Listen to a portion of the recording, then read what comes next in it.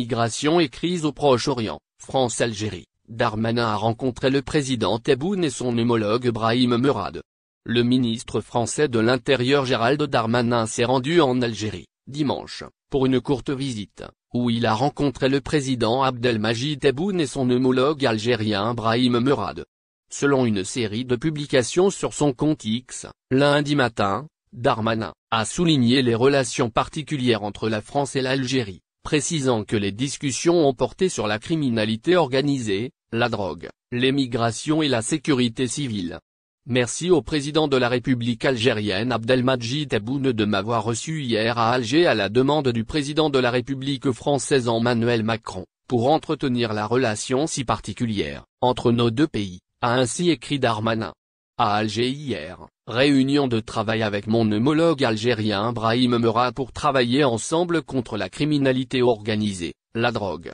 l'émigration et la sécurité civile, a-t-il également précisé. Cette visite éclair en Algérie du ministre français de l'Intérieur intervient à la veille de l'examen par le Sénat français d'un projet de loi sur l'asile et l'immigration à partir de ce lundi, les autorités françaises projetant de durcir les conditions d'accueil de migrants étrangers et de favoriser une migration plutôt sélective. Elle intervient aussi dans un contexte de guerre au Moyen-Orient, entre Palestiniens et Israéliens, qui se traduit en France par la multiplication d'actes antisémites. Le ministre français de l'Intérieur, face à cette situation, a émis un message de fermeté, indiquant que les actes antisémites étaient au nombre de 1040 depuis le 7 octobre, ce qui a conduit à l'interpellation de 486 personnes, dont 102 étrangers qui vont se voir retirer leur titre de séjour.